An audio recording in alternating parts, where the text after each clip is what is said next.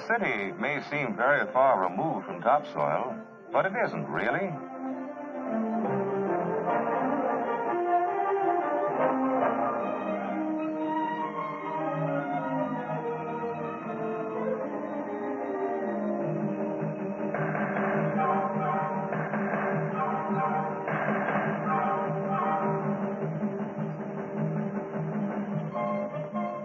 When we're in a big American city, we're very likely to forget that the roots of a city, like the roots of a tree, spread way out. The roots of both are in the soil. Without their roots, both would die. Of course, it's easy to understand why people forget that.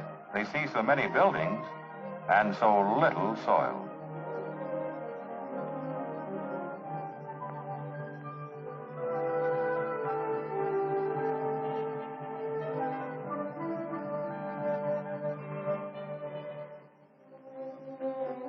Even when they go to the markets to buy the fruits and vegetables and meat and milk that keep them alive, they're apt to forget that all of it comes from the soil. They take for granted so many everyday things they really could not do without.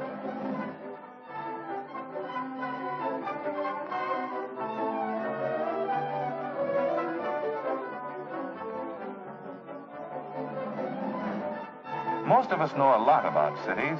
Surely it's just as worthwhile to know something about the soil. The soil that keeps our cities alive by keeping our people alive.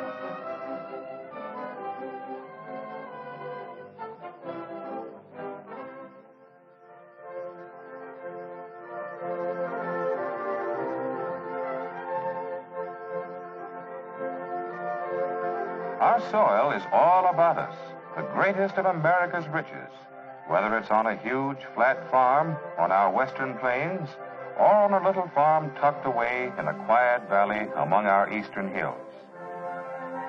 If you look closely at the soil as a plow cuts a slice through it, you may be surprised. Like a layer cake, the soil is in layers too. On top is the icing, a soft, spongy layer called topsoil that grows most of our food. Just under the topsoil is a somewhat hard and sticky layer called subsoil. It feels a little like modeling clay. Then there's the bottom layer, rocky or solid rock, too hard for farmers' tools or for plants to grow in. It goes right down to the center of the earth. Now, suppose we let the rock take care of itself and tell you more about the very thin outside skin over the earth we must take care of, the precious topsoil. For after all, it's the topsoil that feeds and clothes us.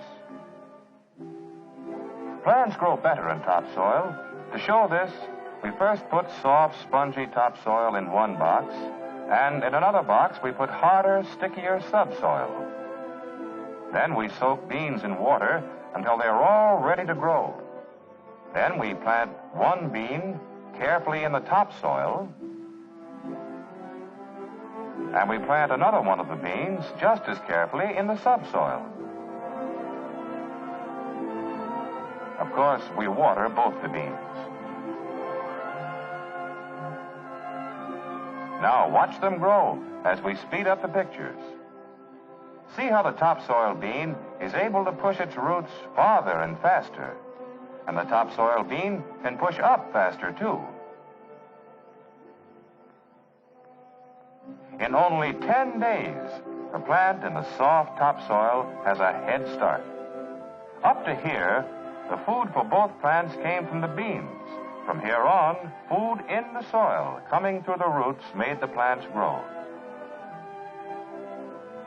Because topsoil roots can spread so easily, they do a better job of feeding the plant the richer plant food in topsoil.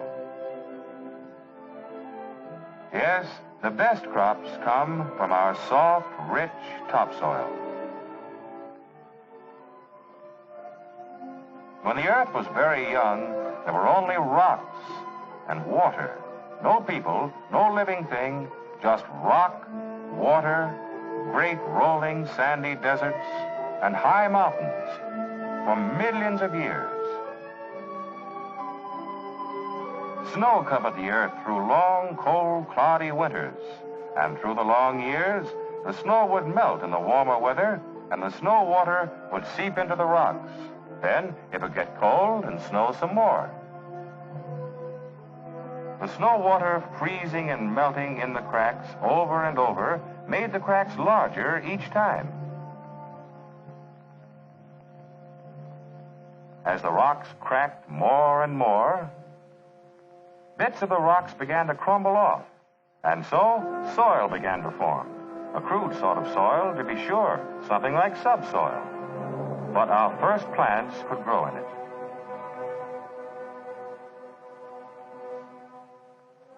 Life had come to the earth from the soil. Many more million years passed, and there were small animals like this little lizard called a skink.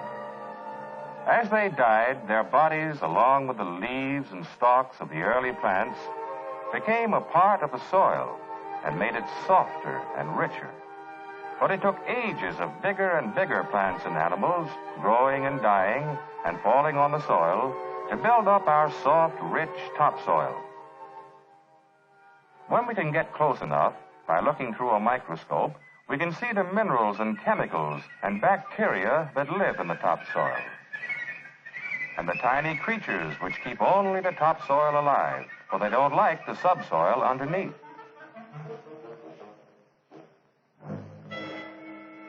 There are other living things in the topsoil too, ants and other insects. And earthworms, keeping the topsoil loose and open to the rain. All of them, as well as larger animals, like this muskrat, help make our topsoil richer and better, even by dying and becoming part of it. You can see that we must take good care of our topsoil, for it takes such good care of us.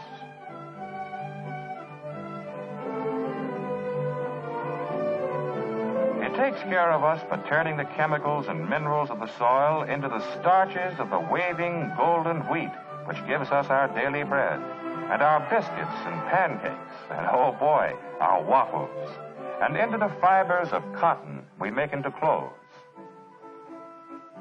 and the vitamins for health, and the meat and leather, and all the things we must have every day of our lives. Now, we're not taking good care of our precious topsoil when we plow steep land, or when we plow up and down hills, or burn off what's left of plants we've used instead of letting it decay back into the soil. Such things weaken our topsoil, and from poor, weak topsoil, we get poor crops like this. Just one hard rain on soil we haven't treated right, and topsoil nature has spent millions of years making is washed down the rushing rivers and off to the sea.